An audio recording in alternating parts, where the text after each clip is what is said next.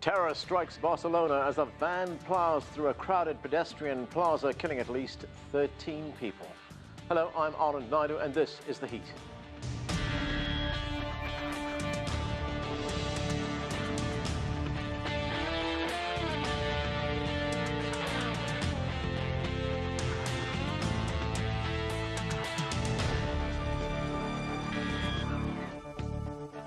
ISIL has claimed responsibility for a terrorist attack in the heart of Barcelona, Spain. A van plowed into crowds in the city's famed Las Ramblas tourist area. We get the latest now from CGTN's Dan Williams. He is in Barcelona. And Dan, what more do we know? Well, I'm standing just around 100 yards or so away from Plaza Catalunya, which is the main square that leads onto Las Ramblas, and as you can see, it's still cordoned off. It's a scene of utter dismay and confusion still here. There's a huge police presence, a number of tourists still trying to reach their hotels, trying to get through this area. Some are being led through under police escort, but it, as I say, remains a place of total chaos. Just around where I'm standing at the moment. What we know so far is that 13 people have so far been confirmed by police as having been killed in this attack, but that figure, we're told, could rise. We also know that there's around 100 others that have been injured, 15 very much seriously. Police have made 2 arrests, but neither, it has to be said, were the driver, that was the driver of this attack. That driver, therefore, it would appear, remains very much at large. Police obviously hunting down every lead in order to try and locate the driver of this attack. While there has also been a number of other incidents and a number of other measures as well. We were told of a person who was shot dead at having run through a police checkpoint, having run over 2 police officers. That, though, not expected to be linked to this attack, but there was an explosion on Wednesday night where 1 person died, and that, we're told, was indeed linked. So there's a lot of confusion. It is very much a developing story here in Barcelona. Okay, Dan, stay with us. We'll get back to you in a moment. Let's get to our panel right now. There's lots to talk about. Joining us from Manchester, England, via Skype is Mohammed Shafiq. He's a founding member of and the chief executive of the Ramadan Foundation, one of the UK's leading Muslim youth organizations. Peter Vincent is a global security and counterterrorism attorney here in Washington, D.C. With us from Raleigh, North Carolina, is David Gartenstein-Ross. He's the senior fellow at the Foundation for Defense of Democracies. And John Sitilides is a global risk analyst with Trilogy Advisors, a consulting firm in Washington, D.C. Thanks to all of you for being with us. Mohammed, let me start with you. Islamic State has claimed responsibility for this attack in Barcelona.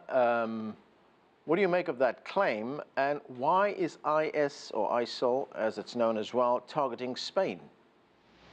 I think ISIS often claim responsibility for various atrocities around the world where they don't have a direct link with individuals. They're ISIS-inspired attacks, and this looks very much similar, it follows the same pattern. What we are seeing is people being brainwashed by ISIS ideology and their presence on social media to carry out attacks. There's very little we can do to protect ourselves from these type of attacks. You don't need guns and bombs and issues around that, but you actually, all you need is a van, and you can cause huge mayhem, as we saw in the streets of Barcelona today. Peter, you're a counterterrorism expert. You know, when we hear what Mohammed tells us there, that ISIS may not have carried out this attack, but people inspired by what it thinks may have carried out the attack. How difficult does it then make it for counterterrorism authorities like yourself to track down people, to get intelligence on these people? It's extraordinarily difficult when individuals are inspired by terrorist organizations, including, apparently in this case, the so-called Islamic State. There are ways that governments working together, sharing information and sharing intelligence and evidence, can help try to minimize the risks to the global community.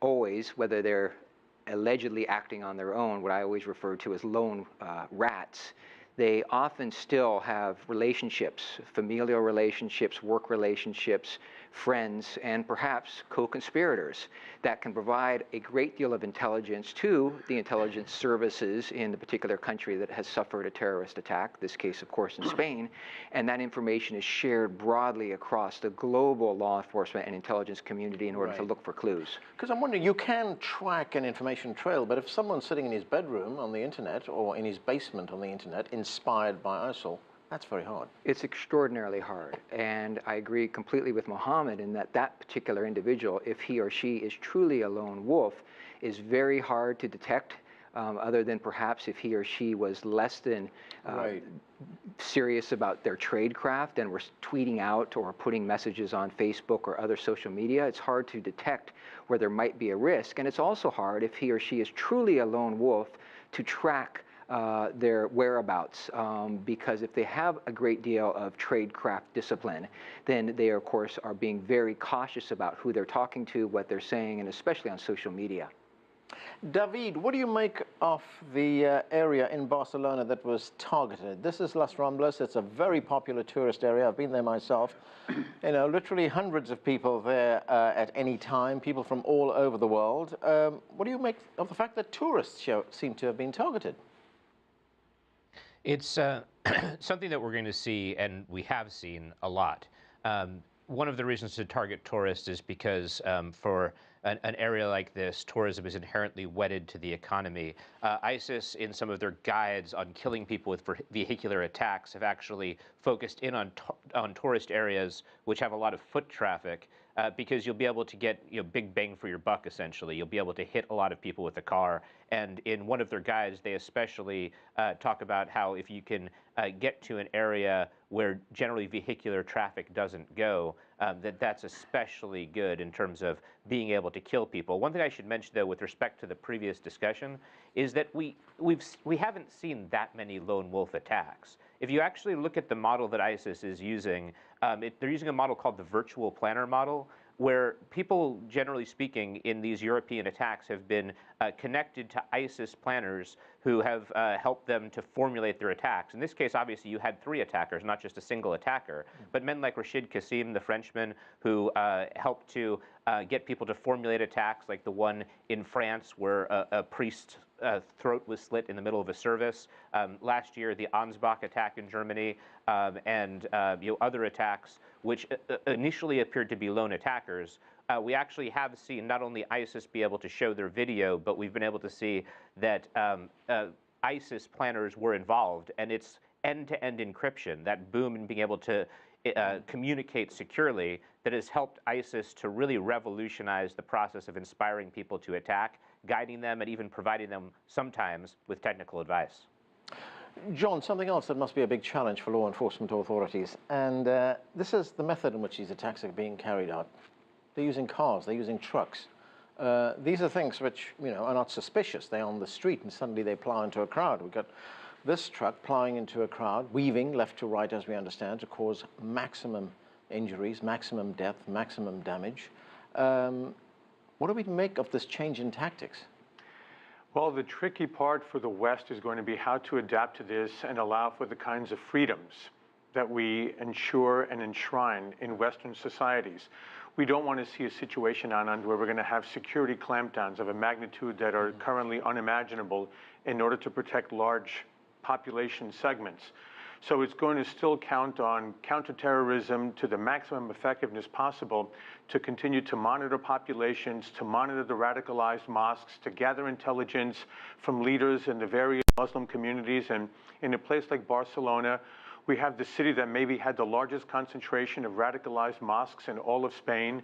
And in Catalan, for that matter, they've been allowing the largest number of Muslims coming in from Africa, integrating for the most part, but in segments of Barcelona very unsuccessfully, in order to be able to affect the politics of the Catalan population in Spanish politics. So in some ways, this is almost a semi-self-inflicted wound in this part of Spain. It doesn't justify what's been done, of course, but there are political ramifications of what's been happening in Madrid and in Catalan over the years that's led to a segment of the population that's been allowed to radicalize this way to deadly effect. Let me go back to Dan, our reporter who's on the ground there in Barcelona. Dan, what efforts are being made right now to track down those responsible? I understand there are 2 arrests, but the driver's not been arrested. And what does the city look like tonight, that part of the city where you are right now?